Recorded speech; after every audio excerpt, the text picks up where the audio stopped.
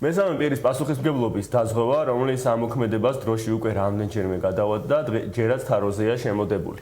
რას ნიშნავს მესამე პირის პასუხისმგებლობის დაზღვევა, რატომ გაიწელა მისი ამოქმედება დროში და ზოგადად რას ფიქრობს სექტორი აღნიშნულ ცვლილებასთან დაკავშირებით. თემაზე სასაუბროთ პირდაპირ ეთერში საქართველოს სადაზღვევო კომპანიების ასოციაციის გამგეობის თავმჯდომარე დევი ხეჩინაშვილი გვერდება.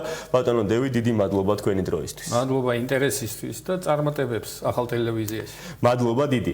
ბატონო დევი, ძალიან საინტერესო და სენსიტიურ თემაზე გადავიდოდეთ. ძალიან საინტერესო იქნება ასევე მაყურებლისათვის მცირე ანალიზი გავაკეთოთ ზოგადად ბაზრის მიმდინარე წლის 3 თვის მონაცემები გვაქვს ხელმისაწვდომი, რომლის მიხედვითაც მოზიდულმა პრემიამ 453 მილიონს გადააჭარბა, რაც საშუალოდ 50 მილიონით მეტია გასული წლის ანალოგიურ მაჩვენებელთან შედარებით. პირველ რიგში როგორ შეაფასებთ ამ მონაცემს და ის ზრდის ტემპი, რომელიც ამ მონაცემებით და ამ დღეს არსებული მონაცემებით ფიქსირდება, რამდენად საკმარისია სექტორისათვის? საკმარისია რთული პოზიცია, მოდი ასე ვთქვათ. ჩვენი ბოლო წლების ყოველ შემთხვევაში 5 წლის ზრდა არის სადღაც 17-დან 20%-მდე წელიწადში.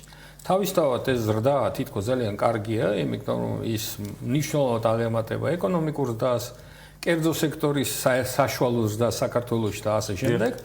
მაგრამ ჩვენ ვხედავთ იმასაც, რომ ეს ზრდა მიმდინარეობს საქართველოში ფაქტიურად უმნიშვნელოვანესი ფაქტორების უგულოყოფის ფონზე.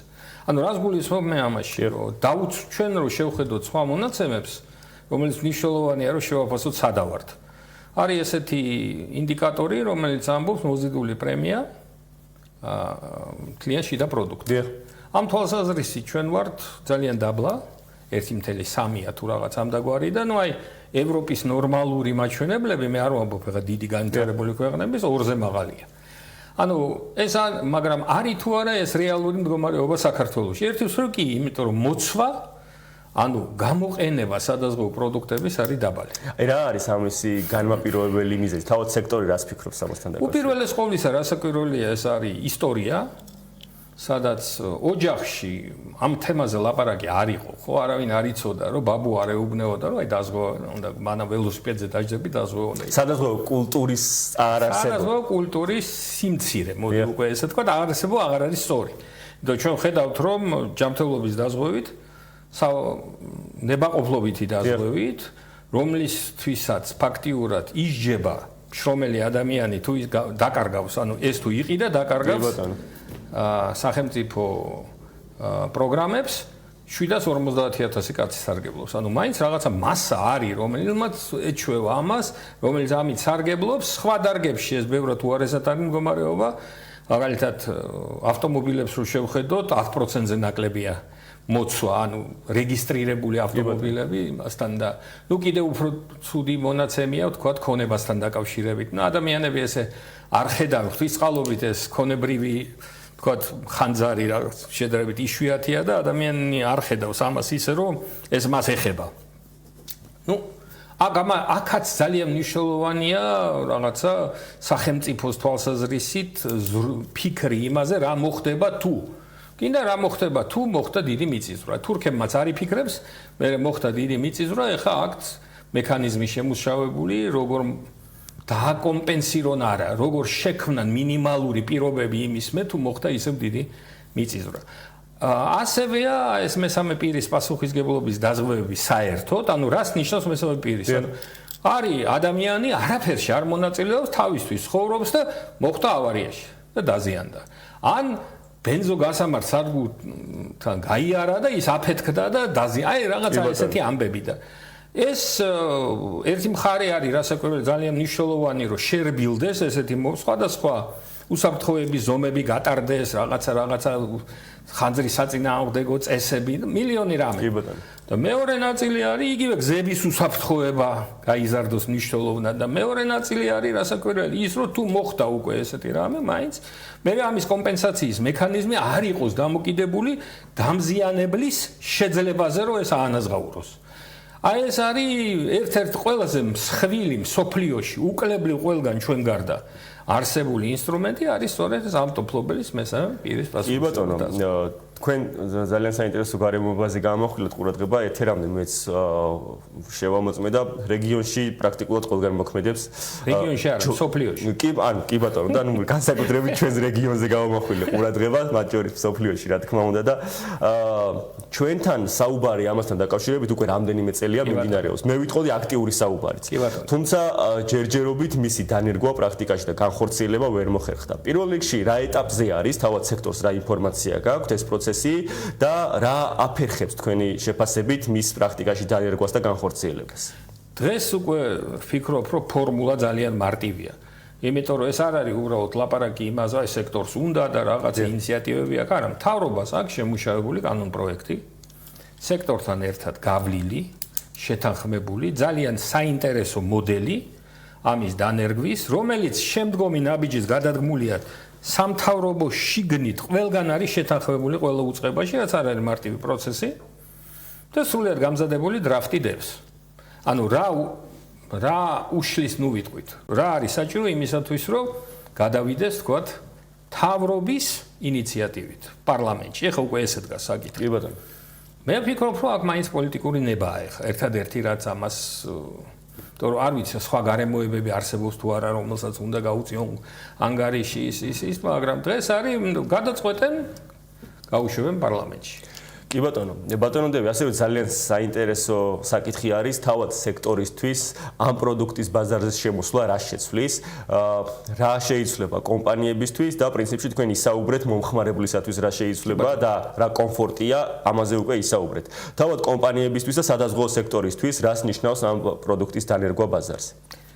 ცნობილია ერთი რამ, რომ ყველაზე კარგი რეკლამა დაზღვევის არის გადახდილი ზარალი. ანუ რეალური თემა არის ესეთი 1,700,000 მეტი მანქანაა რეგისტრირებული. არ ვიცი აქტიური რამდენია. თქვათ 1,500,000. ეს ნიშნავს, რომ ამ ურთიერთობაში 1,500,000 ადამიანი, ოჯახი, ინსტიტუტი ყველა შევა. ჩვენ ვარაუდობთ იმაში, რომ ასე რომ დაახლოებით 10% იქნება ზარალიანობა. ეს ძალიან ბევრია, მაგრამ რეგიონს რო შევხედოთ, ესეა დაახლოებით. ეს ნიშნავს იმას, რომ 150,000 შემთხვევა დარეგულირდება წელიწადში. და ყველაფერი პირობა არის შექმნილი იმისთვის, ქაღალდზე მაინც, რომ ეს დარეგულირება მოხდეს უმტკივნეულოდ, სწრაფად და ეფექტურად. ეს არის ძალიან კარგი რეკლამა დაზღვევისთვის. ეს არის იმას ნიშნავს, რომ ადამიანი მიეჩვევა ამასთან ურთიერთობას, ისევე როგორც უკვე რაღაცა ნაბიჯები გადაი, როცა 700,000 კაცია სამედიცინო თვალსაზრისით დაზღვეული, ესეც უკვე მაკეთკენ არის. გზა და ვფიქრობ, რომ ძალიან მნიშვნელოვანი გავლენა ექნება ამას სწორედ საერთოდ აი სადაზღვო კულტურის შესვლისთვის თვითონ საზოგადოებაში და ეკონომიკაში. კი ბატონო, დევი ძალიან საინტერესო გარემოებებს შეეხეთ. მე მინდა გამოვყო რამდენიმე მიმართულება ამ კუთხით. თქვენ ახსენეთ სხვადასხვა პროდუქტები, რომელზეც გარკვეულწილად, ასე ვთქვათ, მოთხოვნა იზრდება ეტაპობრივად. თუმცა, მაგალითად, იგივე ქონების დაზღვევა, რომელიც ბოლო რამდენიმე წელია, ყოველ შემთხვევაში მონაცემებით მაინც და მაინც სწრაფად მზარდი არ არის. ძალიან საინტერესო არის ერთი ქონების დაზღვევის მიმართულებით და ზოგადად დღეს ქვეყანაში არსებული სადაზღვეო პროდუქტების ფასი და ხარისხი რამდენად თანხვედრაშია და რამდენად შეიძლება იყოს ეს იმისა, გარდა თქვენს მიერ ხსენებული გარკვეული დაბალი სადაზღვეო კულტურისა, იმისა, რომ მომხმარებელს ინტერესი ისეთი მაღალი შეიძლება არ ქონდეს სხვადასხვა პროდუქტების მიმართ. მოდით ესე შევხედოთ. ეს ერთი უნდა გავყოთ ორი ბაზარი, ხო? კორპორატიული ბაზარი და ინდივიდუალური ბაზარი. კი ბატონო. აი იგივე ქონებაზე განსაკუთრებით დაბალი ინტერესია ქონების დაზღვევის მიმართ ინდივიდუალურ ბაზარზე. ამას აქვს ობიექტური პრობლემები ახლავს ამასთან და არის სუბიექტურიც, რასაკვირველია. უპირველეს ყოვლისა ჩვენთან იმდენად მოუწესრიგებელია თვითონ აი ქონების ფლობის ბაზა აი მაგალითად აშენდა თანამედროვე სახლი. ძვირად ღირებული კვადრატული მეტრებით. ისა თითო ბინა არის თითო ადამიანის ფლობელობაში და საერთო მფლობელი ამ სახლს არ აყავს. ამიტომ საერთო საკითხები, რომელსაც აზღვევ შენ თავისთავად. შენ ხო მარტო შენ ინდივიდუალურ პრობლემას არ აზღვევ, რომ შენ გაგიფუჭდა. ხა რემონტის დაზღვევა არსებობს უკვე საქართველოში. სწორედ ამის გამოძახილია, რომ ადამიანებს შეთავაზო ისაც უშუალოდ მაგათია. ეს არის ერთი, ამიტომ კონდომინიუმების შექმნა, რაღაცა ამის ინსტიტუციური განვითარება ერთ-ერთი თქვენ ძალიან მნიშვნელოვანია. მეორე არის რომ პრიორიტიზაციას აკეთებენ ადამიანები. ჯანმრთელობაზე ზრუნავენ და ხარჯავენ ფულს პირველ რიგში, საყვარელ მანქანაზე მეორე რიგში და მე რჩება ის და რახან იმის ალბათობა დიდი ზარალის, რომელიც წარმოიქმნება უძრავი ქონების პრობლემაში, ღვთისწყალობით დაბალია. აიც ამას გადადებენ ხოლმე იქით. ეს არის ალბათ ის ძირითადი, ეს არ არის მარტო ჩვენ, ბევრი ქვეყანა ესე განვითარდა. ეს ლოგიკა არის რომზე დაბლა იტალიაში იყო ეს პროცესი, აი უფრო ამოძრავდა 20 წლის წინ. ხო და ამიტომ ჩვენ ამას სულ არ ველით რომ აქ იქნება, მაგრამ სწორედ მაგიტომ ვამბობთ რომ აი ეს დრაივერები, ეს ლოკომოტივები, როგორიც არის მაგალითად ავტოფლობელის პასუხისმგებლობის დაზღვევა, ის ამას ამოქაჩავს იმ თვალსაზრისით, რომ ადამიანი მიეჩვევა უბრალოდ ხმარებას, მიეჩვევა დაზღვევიდან სიკეთის მიღებას და მე უფრო თამამად გადადგავს რა ამასობაში შეიძლება ის პროცესი წამოეწიოს და ეს კონდომინიუმები თუ რაც არის, ანუ ისეთი ფორმა საკუთრების კვლობის, რომელიც უფრო შეუწყობს ხელს ეფექტურ და ეფექტიურ დაზღვევას წამოიწევს წინ და უკვე რაღაცა მოხდება. მადლობა ბატონო დევიდ, თქვენ საინტერესო ანალიზისთვის ტრადიციულად. მაყურებელს შევახსენებ, დევიდ ხეჩინაშვილი საქართველოს სადაზღვევო კომპანიების ასოციაციების გამგეობის თავმჯდომარე იყო ჩვენთან. დავსაუბრობდით სადაზღვევო ბაზარზე არსებულ დინამიკასთან და მესამე პირის პასუხისმგებლობის დაზღვევასთან დაკავშირებით.